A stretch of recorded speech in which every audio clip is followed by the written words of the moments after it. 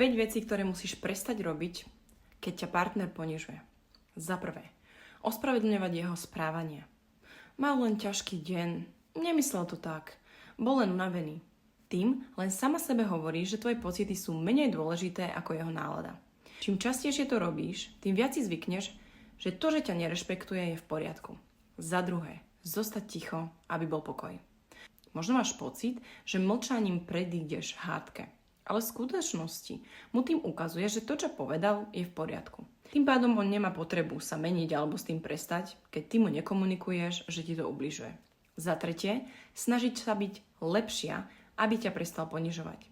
Začneš sa viac kontrolovať, dávaš si pozor na svoje slová, na svoje správanie, potláčaš akékoľvek svoje emócie, snažíš sa odhadnúť, čo by ho mohlo nahnevať. Len aby si bola pre ňo dokonalejšia. Ale problém nie je v tom, že s tebou niečo nie je v poriadku.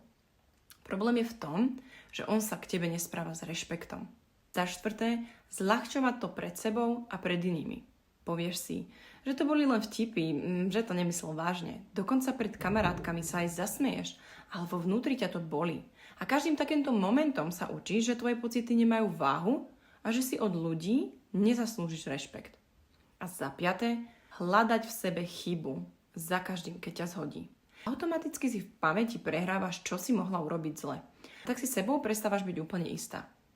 Ak takto nevieš reagovať prirodzene, bojíš sa, nevieš sa ozvať alebo si nastaviť hranice, je to tým, že niekde hlboko v sebe si naučená znášať nerešpekt, prispôsobovať sa a za každú cenu udržiavať pokoj aj na úkor seba.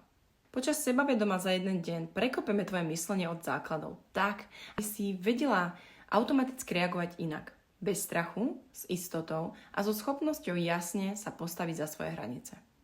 Odkaz na sebavedomú za jeden deň, teda na prípravný rozhovor, je v mojom bio.